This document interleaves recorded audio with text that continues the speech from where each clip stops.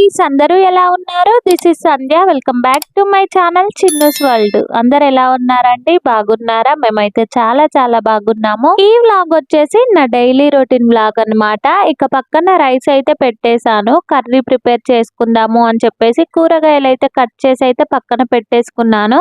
ఈ రోజు curry combination వచ్చేసి అలిచంతకాయ అలాగే టమాటోలు అయితే వండుతున్నాను. అలిచంతకాయ అంతా కూడా కొంచెం ముదిరిపోయినట్టుగా అయితే అయ్యింది. అందుకని చెప్పేసి ఓన్లీ గింజలే తీసుకున్నాను. లాతగా ఉంటే ఒక 2, 3 కాయలు అలా చుంచైతే వేసేసాను ఇందులో. ఇక కాంబినేషన్ అయితే చాలా బాగుంటది అలిచంతకాయ టమాటా. కానీ నేను ఎక్కువ టమాటా అయితే తినను. కానీ ఈరోజు అలిచంతకాయ గింజలు కదా, ఇక ఇదైతే చాలా ఇష్టం నాకు. అందుకని చెప్పేసి మంచిగా ప్రిపేర్ చేసుకుంటున్నా. ఇక్కడైతే ఈ రోజు ఇంట్లో బ్రేక్ఫాస్ట్ అయితే ఏం ప్రిపేర్ అయితే చేసుకోలేదు. మా ఆయన హోటల్ నుంచి ఇంటికి వచ్చేటప్పుడు పిల్లల కోసం కొన్ని స్నాక్స్ అలాగే బనానాస్ అయితే తీసుకొని వచ్చారు. ఇక పిల్లలకి ఫ్రెష్ అప్ అయితే చేపించేశాను. బ్రష్ వేయించి పిల్లలకి బనానాస్ అయితే ఇచ్చాను. తింటున్నారు ఇక్కడ పిల్లలిద్దరికి కూడా స్నానం చేపించి అన్నం తినిపిస్తే ఒక పని అయితే అయిపోతుంది. ఇక ఇంట్లో పనులన్నీ కూడా కంప్లీట్ అయినట్టే. ఇక్కడ నేను వీడియో తీస్తున్నాను అని చెప్పేసి మా చిన్ను అయితే కొంచెం ఎక్స్ట్రాలు అయితే చేస్తున్నాడు. ఇక ఇంటి ముందు ముగ్గు అయితే ఇలా అయితే వేసేసుకున్నాను. ఇక కడప పైన అయితే చాక్ పీస్ తోనే వేయాల్సి వచ్చింది. రాగి ముగ్గు అయితే అయిపోయింది ప్రజెంట్. మళ్ళీ ఎవరైనా అమ్మడానికి వస్తే తీసుకోవాలి. ఇక్కడ వచ్చేసి వాష్ ఏరియా అయితే ఇచ్చారు. వాషింగ్ మిషన్ కి అయితే అంతకు ముందు కవర్ అయితే లేదు. మొన్ననే రీసెంట్ గా ఆర్డర్ అయితే చేసాము మీషోలో. ఎలా వస్తుందో ఏమో అనుకున్నాము. క్వాలిటీ వచ్చేసరికి వాషింగ్ మిషన్ కి పైన కవరు కానీ చాలా అంటే చాలా బాగా వచ్చింది. అసలు మేము ఎక్స్పెక్ట్ కూడా చేయలేదు, అంత బాగా వచ్చింది. ఇక ఇక్కడ దండం అయితే కట్టేశారు మా ఆయన. ఇక్కడనే బట్టలు ఎండేసుకోవడం. పైన కూడా స్పేస్ ఉంది బిల్డింగ్ పైన. కానీ నేను బిల్డింగ్ పైనకి ఎక్కినప్పుడు పిల్లలు కూడా వస్తున్నారు నాతో పాటే. ఇక ఇది పెట్టిన తర్వాత కొంచెం మంచిగా అనిపిస్తుంది వాషింగ్ మిషన్ కి కవర్ వేసిన తర్వాత. ఎందుకంటే చాలా డస్ట్ వస్తుంది అని చెప్పేసి చెప్పాను కదా, నేను ప్రతిరోజు అయితే ఇక్కడ కడుగుతాను. ప్రతిరోజు ఇటు సైడ్ కడుగుతాను, అలాగే మెయిన్ ఎంట్రన్స్ సైడ్ కూడా కడగడమే. ఇక మొత్తం ఇల్లు చుట్టూ కడగడమే అనుకోండి, ఊడవడం కడగడం. నేను చెప్పాను కదా చాలా అంటే చాలా డస్ట్ వస్తుంది అని చెప్పేసి. ఇక పిల్లలు ఎలాగో ఆడుకుంటారు కాబట్టి ఈవినింగ్ టైంలో దుమ్ముంటే అస్సలు అంటే అస్సలు నచ్చదు పిల్లలు దుమ్ములో ఆడడం.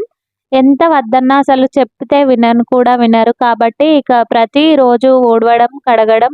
అలాగే ఈవినింగ్ టైంలో కూడా మంచిగా ఇక్కడ నుంచి అక్కడి వరకు గేట్ బయట వరకు కూడా చేసుకొని వస్తాను. పిల్లలు ఈవినింగ్ టైంలో బయట కాసేపు టైం స్పెండ్ చేస్తారు కాబట్టి. మేము మెయిన్గా తీసుకున్నది ఈ రూమ్ తీసుకోవడానికి కారణం ఏంటి అని అంటే పిల్లలు ఆడుకోవడానికే స్పేస్ మంచిగా ఉండాలి అని చెప్పేసి అనుకున్నాము. మేము అనుకున్నట్టుగానే దొరికింది. కాకపోతే ఈ దుమ్ముతో మాత్రం కొంచెం బాధ ఉందనే చెప్పొచ్చు. ఈ డస్ట్ వచ్చేది ఒక ప్రాబ్లం అయితే. ఇక మాకు వాష్ ఏరియా అయితే కొంచెం దూరంలోనే ఉంది. దూరంలో ఇచ్చారు వాష్ ఏరియా. ఇక ఇక్కడ పిల్లలిద్దరికీ కూడా స్నానం అయితే చేపించేశాను. ఇక బట్టలు అయితే అప్పుడప్పుడు వారానికి ఒక 2 సార్లు పిండుతూ ఉంటాను. ఎప్పుడైనా సరే వాషింగ్ మిషన్ లో అయితే వేయను రెగ్యులర్ గా. అప్పుడప్పుడు చేతితో కూడా పిండితే బాగుంటది అని చెప్పేసి, బట్టలు కూడా తెల్లగా ఉంటాయి అని చెప్పేసి. ఇక ఇంట్లో వంట చేయడం అయితే కంప్లీట్ అయిపోయింది. ఇక్కడ టీ పెట్టుకొని టీ అయితే తాగుతున్నాను. మా ఆయన బ్రెడ్ అయితే తీసుకొచ్చారు. ఈ రోజు బ్రేక్ఫాస్ట్ ఏం చేయలేదు అని చెప్పేసి అన్నాను కదా, ఇక టీలో ఈ బ్రెడ్ పెట్టుకొని తినేయడమే. నేను టీ పెట్టుకున్నానో లేదో మా పిల్లలు వచ్చి మమ్మీ నాకు అని చెప్పేసి అంటూనే ఉంటున్నారు. ఇక అక్కడ పెట్టిన బ్రెడ్‌ను కూడా తీసుకున్నారన్నమాట. మా అమ్ముల తల్లి చాయ్ అంటే చాలా ఇష్టం తనకి. గ్లాస్ పట్టుకొని వచ్చి మమ్మీ చాయ్ పోయి అని చెప్పేసి అడుగుతా ఉంది నన్ను. అది చూసి మా చిన్ను కూడా గ్లాస్ పట్టుకొని వచ్చి మమ్మీ నాకు చాయ్ అని చెప్పేసి అంటూ ఉన్నాడు. పిల్లలకి పాలు తాగిద్దాము అని చెప్పేసి చాలా సార్లు ట్రై చేశాను నేను. ఇక మధ్యలో వీడియో అంతా షూట్ చేద్దాము అని చెప్పేసి అనుకున్నాను. పిల్లల్ని కాసేపు అయితే పడుకోబెట్టేశాను ఆఫ్టర్నూన్ టైంలో. ఇది వచ్చేసి మళ్ళీ ఈవినింగ్ టైంలో టీ అయితే పెట్టేసుకుంటున్నాను. మార్నింగ్ టు ఈవినింగ్ ఖచ్చితంగా టీ ఉండాలి అని చెప్పేసి అన్నాను. కానీ ఇక మార్నింగ్ లేకపోయినా సరే కానీ ఈవినింగ్ టైంలో మాత్రం ఖచ్చితంగా టీ అయితే ఉండాలి నాకు.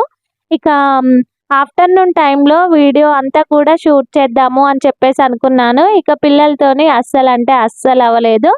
టీ తాగేసి ఇక మళ్ళీ స్టార్ట్ చేసేసాను ఇక్కడ రూమ్స్ ఊడవడం అయితే. ఫస్ట్ టైం మేము ఈ రూమ్ చూడడానికి వచ్చినప్పుడు రూమ్స్ అయితే చాలా విశాలంగా అనిపించినాయి.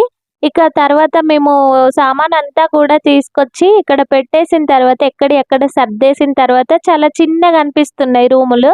అంటే చాలా ఇరుకిరుకుగానైతే అనిపిస్తున్నాయి అన్నమాట.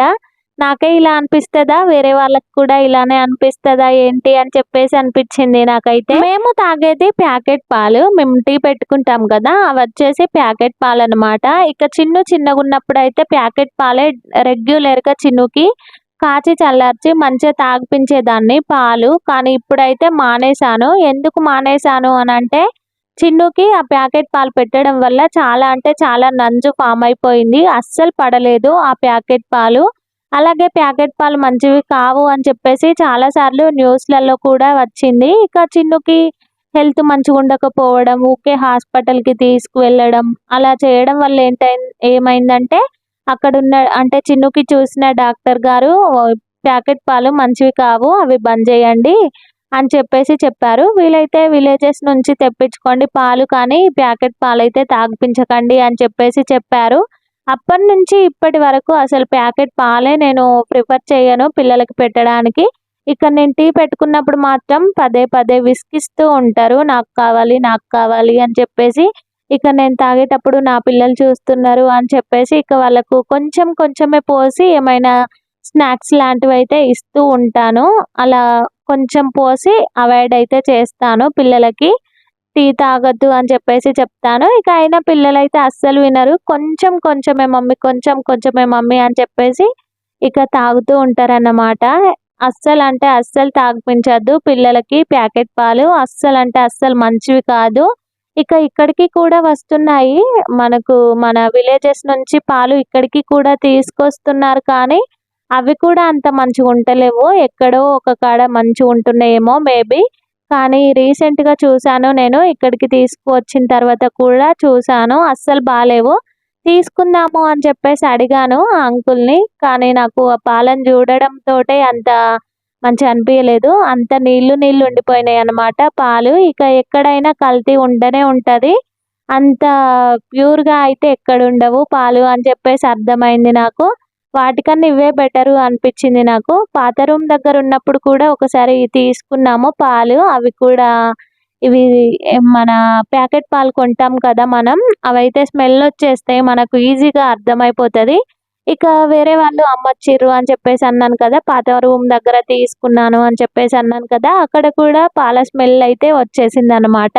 అంటే మనకు మంచి పాలు ఎలా ఉంటాయి, కల్తీ పాలు ఎలా ఉంటాయి అనేది ఈజీగానే తెలిసిపోతది వాటి స్మెల్ బట్టి.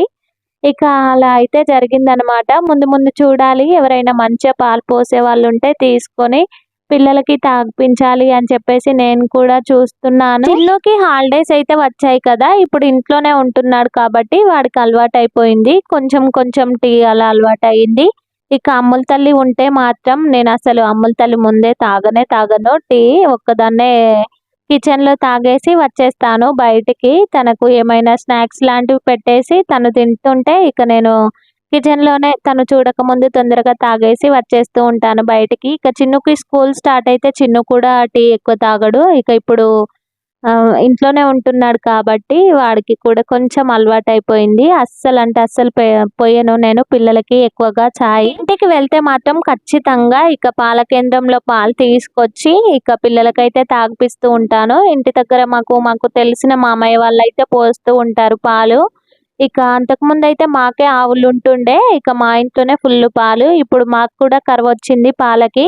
ఇక ఈవినింగ్ టైంలో అయితే ఇక్కడ రైస్ అయితే పెట్టేశాను. మా ఆయన చికెన్ అయితే తీసుకొచ్చారు, చికెన్ వండమని. మొన్న సండే అయితే ఏం తీసుకురాలేదు. అందుకని చెప్పేసి చికెన్ తీసుకొస్తే చికెన్ అయితే ఇక్కడ వండి పక్కనైతే పెట్టేశాను.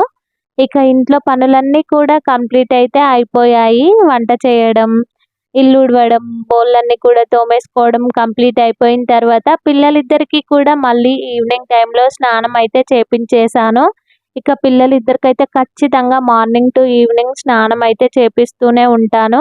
ఇక ఇది సమ్మర్ కాబట్టి ఇక ఖచ్చితంగా చేపిస్తాను స్నానం. అంతకుముందు చిన్ను ఒక 3 ఇయర్స్ వరకి కూడా పొద్దున, సాయంత్రం ఏ కాలం అయినా సరే చిన్నుకి పొద్దున, సాయంత్రం అయితే చేపించేదాన్ని. ఇక ఇప్పుడైతే అలా ఏం లేదు, ఓన్లీ సమ్మర్‌లోనే చేపిస్తాను. మార్నింగ్ టు ఈవినింగ్ పిల్లలకి స్నానం చేపించి అన్నం అయితే తినిపిస్తున్నాను. ఇక్కడ చిన్ను అయితే రైమ్ పాడుతున్నాడు. ఇక ఇవాళటి వ్లాగ్ వచ్చేసి ఇంతేనన్నమాట. ఈ వీడియో మీకు కనుక నచ్చినట్టయితే లైక్, షేర్ అండ్ సబ్స్క్రైబ్.